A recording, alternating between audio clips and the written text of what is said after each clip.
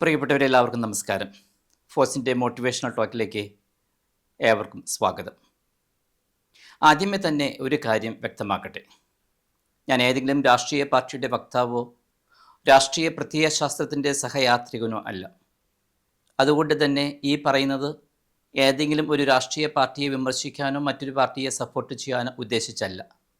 മറിച്ച് ഒരു നല്ല രാഷ്ട്രീയ നേതാവിനെക്കുറിച്ച് പറയാൻ മാത്രമാണ്. എങ്കിലും ഒരുപക്ഷെ നമ്മുടെ ഇന്നത്തെ രാഷ്ട്രീയ വ്യവസ്ഥിതിക്കെതിരെ വിരൽ ചൂണ്ടുന്നതാകാം ഈ ചിന്ത എന്ന് പറഞ്ഞു വയ്ക്കട്ടെ.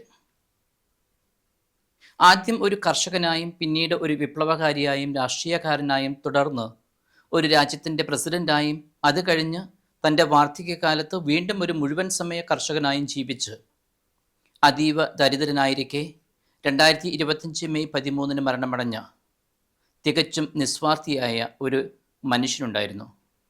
മുജീക്ക എന്ന ചുരുക്കപ്പേരിൽ അറിയപ്പെടുന്ന ജോസ് ആൽബർട്ടോ പെപ്പെ മുജീക്ക. 2010 മുതൽ 15 വരെ ഉറുഗ്വേയുടെ 40ാമത് പ്രസിഡൻ്റായിരുന്നു അദ്ദേഹം. Marxist Leninist urban guerrilla group ആയിരുന്ന ടുപ്പമറോസിൻ്റെ ഒരു ഗറില്ലയായിട്ടായിരുന്നു രാഷ്ട്രീയ ജീവിതം ആരംഭിച്ചത്. 1970കളിലും 80കളിലും സൈനിക സ്വേച്ഛാധിപത്യ കാലത്ത് 14 വർഷം അദ്ദേഹം പീഡിപ്പിക്കപ്പെടുകയും ജയിലിൽ അടയ്ക്കപ്പെടുകയും ചെയ്തു. ഇടതുപക്ഷ പാർട്ടികളുടെ ബ്രോഡ് ഫ്രണ്ട് സഖ്യത്തിൽ അംഗമായ മുജീക്ക 2005 മുതൽ 2008 വരെ കന്നുകാലി, കൃഷി, മത്സ്യബന്ധന മന്ത്രിയും പിന്നീട് സെനറ്ററുമായിരുന്നു. ബ്രോഡ് ഫ്രണ്ടിൻ്റെ സ്ഥാനാർത്ഥിയായി 2009 പ്രസിഡന്റ് തിരഞ്ഞെടുപ്പിൽ വിജയിക്കുകയും 2010 മാർച്ച് 1 പ്രസിഡന്റായി അധികാരമേൽക്കുകയും ചെയ്തു. ഗർഭഛിദ്രം, കഞ്ചാവ് ഉപയോഗം, സ്വവർഗ വിവാഹം എന്നിവ നിയമവിധേയമാക്കലിലൂടെ യാഥാസ്ഥിതിക ചിന്തകൾക്ക് തികച്ചും എതിരായിരുന്നുവെങ്കിലും നിരവധി പുരോഗമന നയങ്ങൾ മുജീക്കയുടെ ഭരണകൂടം നടപ്പിലാക്കി. രാജ്യത്തെ ട്രേഡ് യൂണിയനുകളെ ശക്തിപ്പെടുത്തുകയും മിനിമം വേതനം ഗണ്യമായി വർദ്ധിപ്പിക്കുകയും ചെയ്തു. കഠിനവും വളരെ ലളിതവുമായ രീതിയിൽ ജീവിക്കുകയും അദ്ദേഹം പ്രസിഡന്റ് ആയിരുന്ന സമയത്തുണ്ടായിരുന്ന $12,000 ശമ്പളത്തിൻ്റെ 90% താഴ്ന്ന വരുമാനക്കാരായ വ്യക്തികളെയും ചെറുകിട സംരംഭകരെയും പിന്തുണയ്ക്കുന്ന ചാരിറ്റികൾക്ക് സംഭാവന ചെയ്യുകയും ചെയ്തിരുന്നു. മാത്രവുമല്ല, ജീവിതകാലം മുഴുവൻ അദ്ദേഹം ദരിദ്രനായിരുന്നതിനാൽ ലോകത്തിലെ ഏറ്റവും ദരിദ്രനായ പ്രസിഡന്റ് എന്ന് അദ്ദേഹത്തെ വിശേഷിപ്പിച്ചിരുന്നു. എന്നും മുതലാളിത്തത്തിൻ്റെ ഒരു തുറന്ന വിമർശകനായിരുന്നു അദ്ദേഹം. പ്രൈമറി, സെക്കൻഡറി പഠനങ്ങൾ പൂർത്തിയാക്കിയ ശേഷം മുജീക്ക ബിരുദ പഠനത്തിനായി ചേർന്നെങ്കിലും പഠനം പാതി വഴിയിൽ വെച്ച് ഉപേക്ഷിച്ചു. 13 വയസ്സ് മുതൽ 17 വയസ്സ് വരെ വ്യത്യസ്ത വിഭാഗങ്ങളിലായി നിരവധി ക്ലബ്ബുകളുടെ സൈക്ലിസ്റ്റായിരുന്നു അദ്ദേഹം. 1956 മുജീക്ക രാഷ്ട്രീയക്കാരനായ എൻറിക് എറോയെ കണ്ടുമുട്ടി. അന്നു മുതൽ മുജീക്ക നാഷണൽ പാർട്ടിയെ സജീവമായി പിന്തുണയ്ക്കാൻ തുടങ്ങി. ഒടുവിൽ അതിൻ്റെ ജനറൽ സെക്രട്ടറിയായി.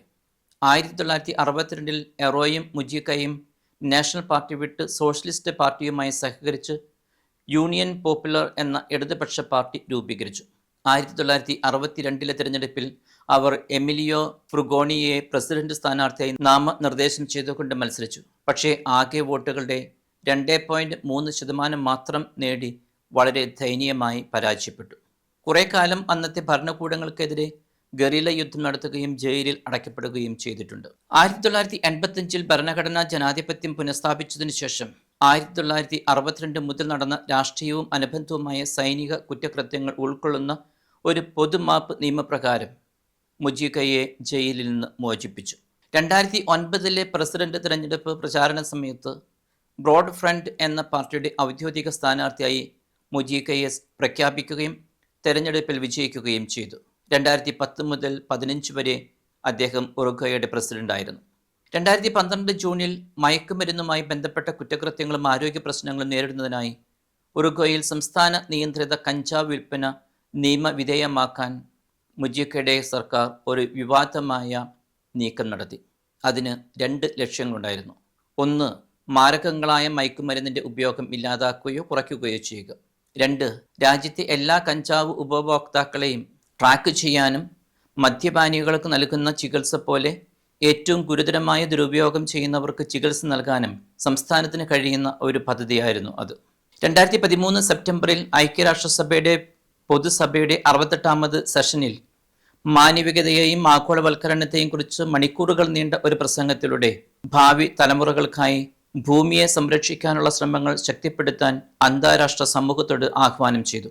സാമ്പത്തിക വ്യവസ്ഥകളുടെ ശക്തിയും സാധാരണക്കാരിൽ സാമ്പത്തിക തകർച്ചയുടെ സ്വാധീനവും എടുത്തു കാണിച്ചു. സമ്പദ് വ്യവസ്ഥയിലേക്കും വിപണികളിലേക്കും ബന്ധിതമായ ജീവിതങ്ങൾക്ക് പകരം മനുഷ്യബന്ധങ്ങൾ, സ്നേഹം, സൗഹൃദം, സാഹസികത, ഐക്യദാർഢ്യം, കുടുംബം എന്നിവയിൽ അധിഷ്ഠിതമായ ജീവിതശൈലിയിലേക്കും ലാളിത്യത്തിലേക്കും മടങ്ങാൻ അദ്ദേഹം അന്ന് ആഹ്വാനം ചെയ്തു. മുജിയക്കയുടെ ഭരണകാലത്ത് ദേശീയ ദാരിദ്ര്യ നിരക്ക് 18% നിന്ന് 9.7% കുറച്ചു. മിനിമം വേതനം 4800 പെസോയിൽ നിന്ന് 10,000 പെസോ ആയി ഉയർത്തി. പണപ്പെരുപ്പ നിരക്ക് ഗണ്യമായി കുറയ്ക്കുകയും ചെയ്തു. ഇന്റർനാഷണൽ ട്രേഡ് യൂണിയൻ കോൺഫെഡറേഷന്റെ അഭിപ്രായത്തിൽ തൊഴിലാളികളുടെ അടിസ്ഥാന അവകാശങ്ങൾ, പ്രത്യേകിച്ച് സംഘടനാ സ്വാതന്ത്ര്യം, കൂട്ടായ വിലപേശലിനുള്ള അവകാശം, പണിമുടക്കാനുള്ള അവകാശം എന്നിവയെ ബഹുമാനിക്കുന്ന കാര്യത്തിൽ ഉറുഗ്വ അമേരിക്കയിലെ ഏറ്റവും പുരോഗമിച്ച രാജ്യമായി മാറി. ഉറുഗ്വ ഭരണഘടന പ്രകാരം പ്രസിഡന്റുമാർക്ക് വീണ്ടും തെരഞ്ഞെടുപ്പിൽ മത്സരിക്കാൻ അനുവദിക്കുന്നില്ല എന്നതിനാൽ 2014 തെരഞ്ഞെടുപ്പിൽ മുജിയയ്ക്ക് വീണ്ടും മത്സരിക്കാൻ കഴിഞ്ഞില്ല. 2015 മാർച്ച് 1 മുജിയക്കയുടെ പ്രസിഡന്റ് കാലാവധി അവസാനിച്ചു. BBC ലേഖകൻ വയർ ഡേവിസിന്റെ അഭിപ്രായത്തിൽ താരതമ്യേന ആരോഗ്യകരമായ സമ്പദ് വ്യവസ്ഥയും അയൽക്കാർക്ക് സ്വപ്നം കാണാൻ കഴിയുന്ന സാമൂഹ്യ സ്ഥിരതയും ഉണ്ടാക്കിയെടുത്താണ് മുജിക്ക ഓഫീസ് വിട്ടത്. പ്രസിഡന്റായിരുന്ന കാലത്ത് പ്രസിഡന്റിന്റെ കൊട്ടാരത്തിൽ താമസിക്കാനോ അവിടുത്തെ ജീവനക്കാരുടെ സേവനം ഉപയോഗിക്കാനോ അദ്ദേഹം വിസമ്മതിച്ചു. പകരം ഒരു ചെറിയ വീട്ടിലാണ് താമസിച്ചിരുന്നത്. കൂടാതെ വളരെ വില കുറഞ്ഞ 1987 മോഡൽ ഒരു ഫോക്സ് വാഗൻ ബീറ്റിലും 60 വർഷം പഴക്കമുള്ള തന്റെ സൈക്കിളിലുമാണ് അദ്ദേഹം യാത്ര ചെയ്തിരുന്നതൊക്കെ. 2010 അദ്ദേഹത്തിന്റെ കാറിന്റെ വില $1,800 ആയിരുന്നു. 2014 നവംബറിൽ പുതിയ കാർ വാങ്ങുന്നതിന് വേണ്ടി $10 ലക്ഷം സർക്കാർ വാഗ്ദാനം ചെയ്തിരുന്നെങ്കിലും അത് ഭവനരഹിതരെ പാർപ്പിക്കാൻ സംഭാവന ചെയ്യുകയാണെന്ന് അദ്ദേഹം പ്രഖ്യാപിച്ചു. 2012 നവംബറിൽ BBC നൽകിയ അഭിമുഖത്തിൽ അദ്ദേഹം പറഞ്ഞു, എനിക്ക് മതമില്ല, പക്ഷെ ഞാൻ മിക്കവാറും ദൈവവിശ്വാസിയാണ്. ഞാൻ പ്രകൃതിയെ ആരാധിക്കുന്നു. വെനിസ്വേലയുടെ പ്രസിഡന്റായിരുന്ന ഹ്യൂഗോ ഷാവേസിന് അസുഖമായപ്പോൾ 2012 ഡിസംബറിൽ അയച്ച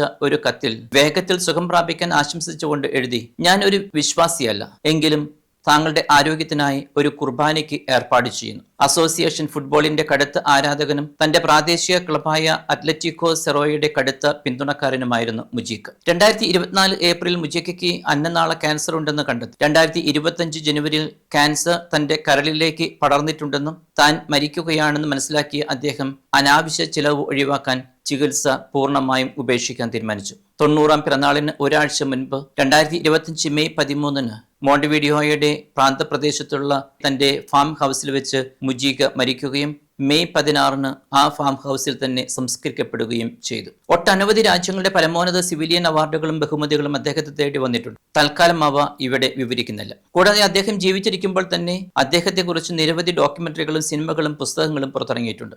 ഇന്നത്തെ നമ്മുടെ രാഷ്ട്രീയ നേതാക്കളെല്ലാവരും തീർച്ചയായും അറിയുകയും പഠിക്കുകയും ചെയ്യേണ്ട ഒരു വ്യക്തിത്വമാണ് ജോസ് പെപ്പെ മുജിക്ക എന്ന നിസ്വാർത്ഥ യഥാർത്ഥ രാഷ്ട്രീയക്കാരനെ. ഏതാനും വർഷങ്ങൾക്ക് മുൻപ് വിയറ്റ്നാം പ്രസിഡന്റ് ഹോ ചി മിൻ ഇന്ത്യ സന്ദർശിച്ചപ്പോൾ നമ്മുടെ കേന്ദ്രമന്ത്രിമാരുമായുള്ള സംഭാഷണത്തിനിടയ്ക്ക് അവരോട് ചോദിച്ചു, എന്താണ് നിങ്ങളുടെയൊക്കെ ജോലി?